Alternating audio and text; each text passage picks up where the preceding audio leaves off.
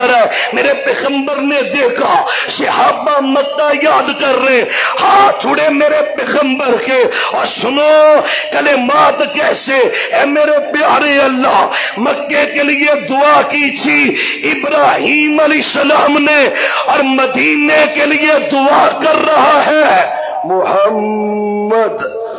یار ذرا پڑھے پھر پڑھ لو، اوکے سوکی اوکے پھر پڑھ لو، قسم اللہ کی درود پڑھنے والے بن جائے پتہ بھی نہیں ہوندہ تے رب ویزا لوا چھڑ دا جے درود تو پڑھا کرے محمد صلی اللہ علیہ وآلہ وسلم۔ آپ کہتے ہیں یا اللہ میں دعا کر رہا ہوں اللہ مدینے میں برکت دے دے، یا اللہ برکت کتنی چاہیے؟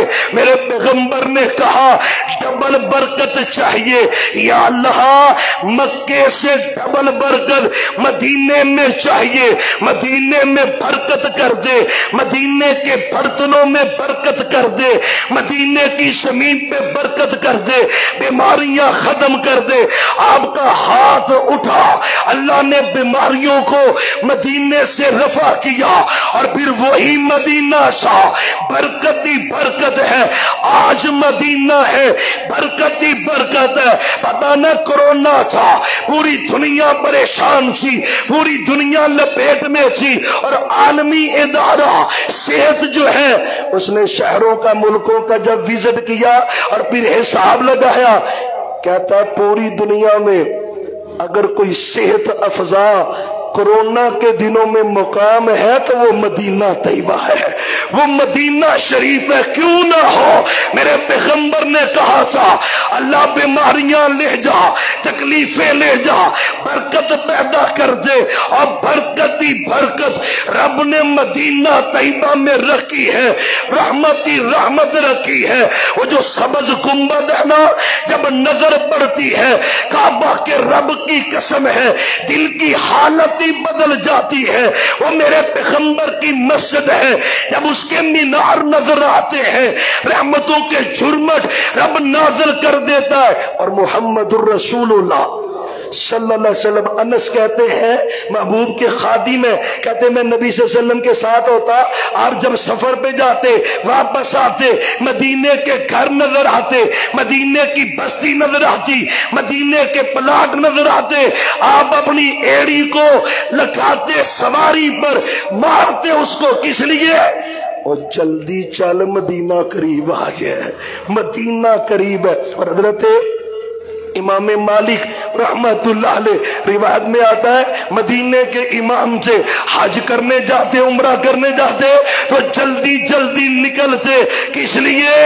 میرے پیغمبر کی حدیث ہے علیہ السلام من کان منکم، جو بندہ طاقت رکھتا ہے مدینے مرنے کی اس کو چاہیے مدینے مر جائے۔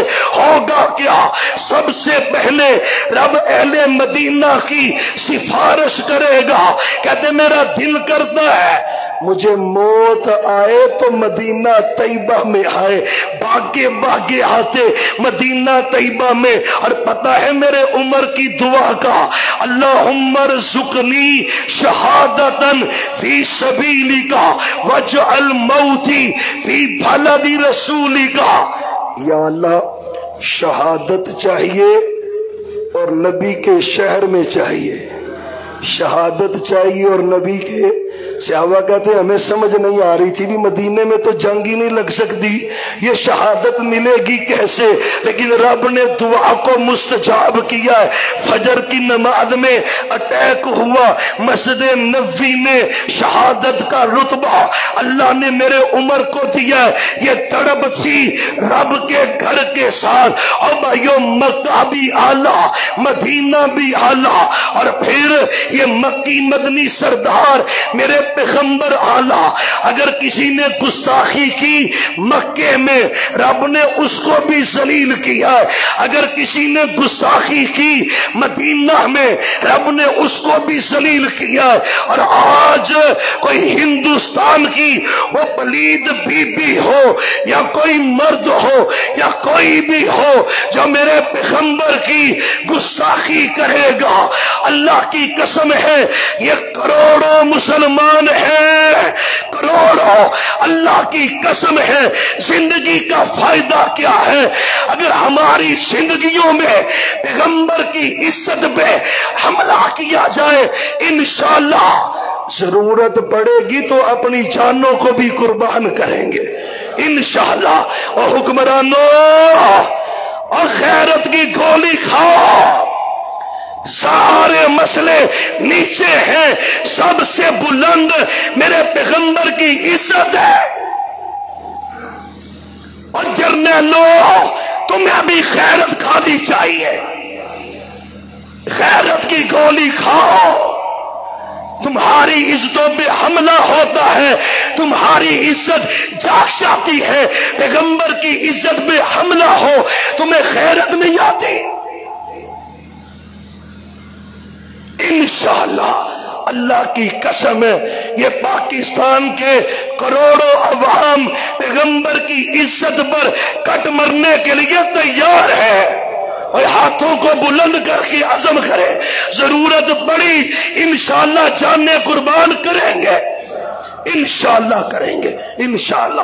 اور آج الحمدللہ یہ خوشی ہے، پورے عرب میں ایک آواز پھیلی ہے، پورے عرب سے آواز نکل رہی ہے، پاکستان سے بھی ہے، اور انشاءاللہ انشاءاللہ قسم میرے اللہ کی رب قادر ہے، رب انہوں بندیاں دی لوڑ، وہ بے ایمان جو سرنگ نکال کر میرے پیغمبر کی گستاخی کرنے کے لیے نور الدین زنگی کے دور میں آپ کی قبر کی توہین کرنے کے لیے گندے جا رہے تھے یہودی، رب نے ان کو ذلیل کیا ہے کہ نہیں کیا؟